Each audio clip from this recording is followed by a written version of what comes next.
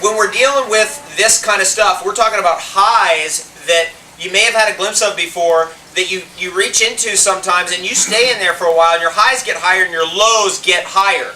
So this whole idea that you get high and then you go down is all fabricated by a society that does provide drugs that you go high and then you go down.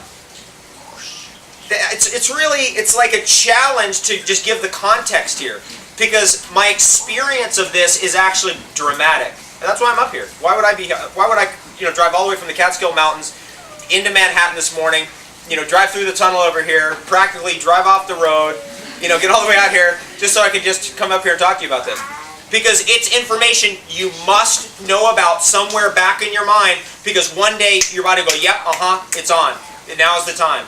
And it starts incrementally by what technique? Adding stuff in. Let's say you don't know anything about anything. You walk in the door right here, you go, Fabian, I don't know anything about anything, help me. And guess what he's going to do? He's going to go, here, drink this. Do you need to know anything about anything? No, you just drink it. That's what's so great about nutrition. You don't have to be a nutritionist, you just know, okay, I don't need to worry about herb number 173. Which herbs do I need to worry about? 10. How many superfoods you need to know about? 10. If you know that, that's it. You got it covered. You throw a little vegetable juice in there occasionally that Fabian makes. You throw a little bit of live food, wrap or something like that, and just try to get off everything else. You will be so happy. You will be singing and dancing all the days of your life. And you literally will be singing and dancing, literally. That we've lost that state of ecstatic being, and hence we have, we're dropping depleted uranium on innocent nations. Let's get back into ecstatic beingness, and suddenly it's like, what, we're just having such a good time over here. Actually, you come to a place where you don't even care if they stop the war or whatever. It doesn't even matter. Really, it just doesn't. Who cares? It's like, let them kill each other. We're just going to have the best day ever right here in exotic superfoods in Queens. Literally. It's so fun, too. When you get a bunch of people around, drinking this kind of stuff, I'm feeling already. David, where is the caffeine in cacao? Does it have caffeine? Okay, I've done 3 different tests on cacao, and basically the amount of caffeine that's in cacao is either insignificant, meaning it's 1/20th of what's in an equivalent weight of coffee, or it's 0. So the whole caffeine thing about cacao is like not quite right. And not only that, the caffeine tests aren't really quite accurate either. Because I sent a batch in, and I called them up and said, because they sent me a score back, and I said, this is wrong. And then I found out it was wrong. Now imagine if I hadn't questioned them. Because a lot of times they'll take theophylline, they'll take matine, they'll take caffeine, they'll take theobromine, and they lump them together into one quote-unquote caffeine test. So if it contains theobromine, it comes out as caffeine. If it contains matine, it comes out as caffeine. If it contains theophylline, it comes out as caffeine. So that's a little mistake that's out there, and that's why there's a lot of uncertainty about chocolate and caffeine. Here's another thing. Raw caffeine is completely different than cooked caffeine. Surprise, surprise. This has actually been determined scientifically. That if you cook caffeine, it's a nervous system stimulant, meaning it'll cause you to go like this, and road rage and all that. But if you don't cook it, it's a cardiovascular stimulant. And so therefore it gets you going, like your heart pumping, gets you moving. It's very different. I've eaten actually lots of wild coffee fruits.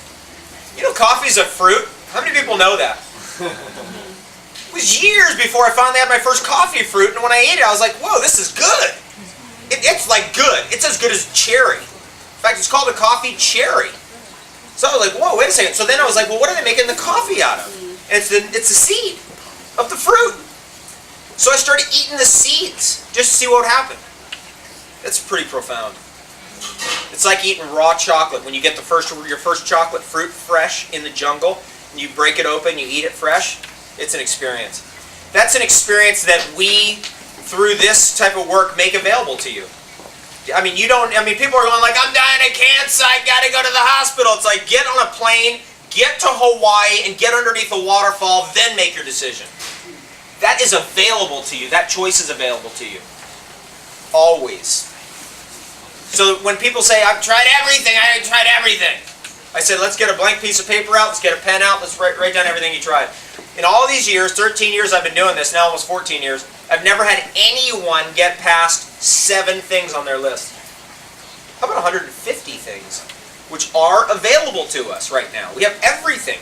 There's nothing left no information is left mysterious anymore. It all becomes aware. We're all aware now of everything if we want to be through the internet. Through the internet.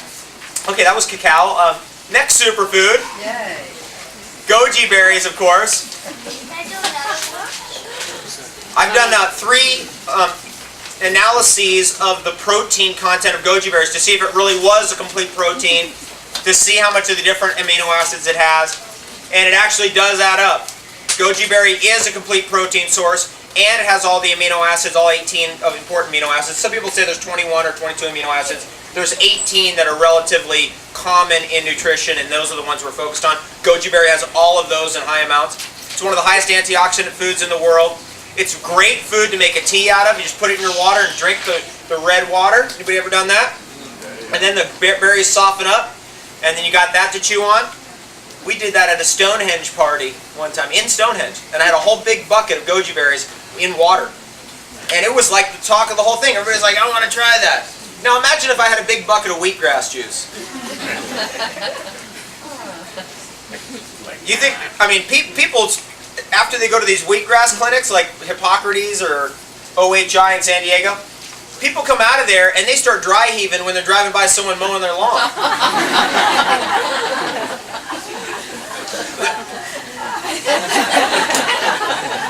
Has anybody taken wheatgrass in every orifice until they had projectile emissions out of every orifice?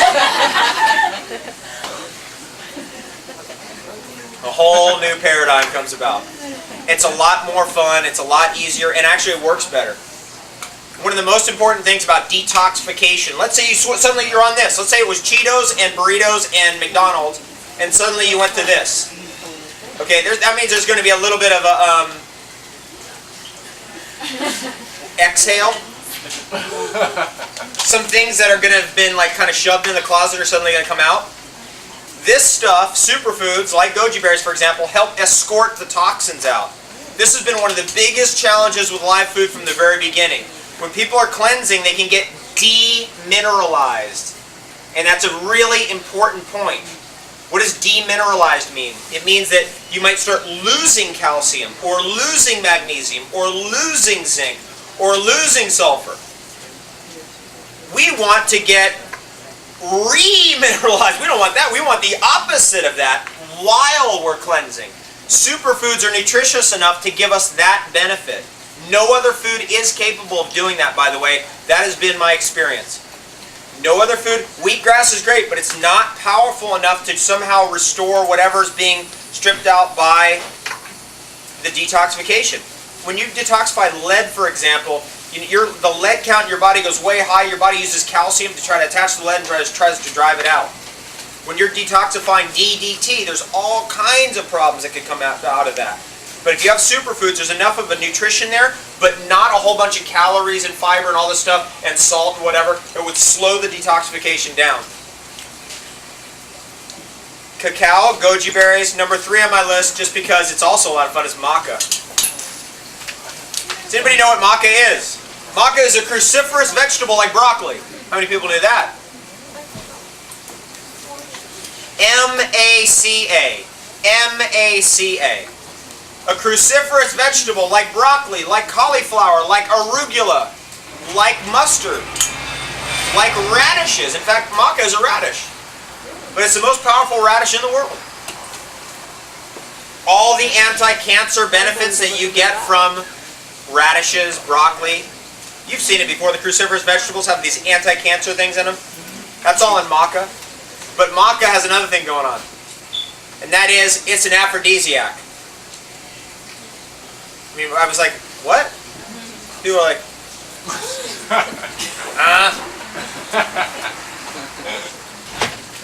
The real problem in our world is not some war.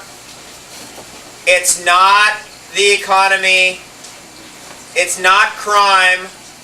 It's a combination of constipation and lack of sex.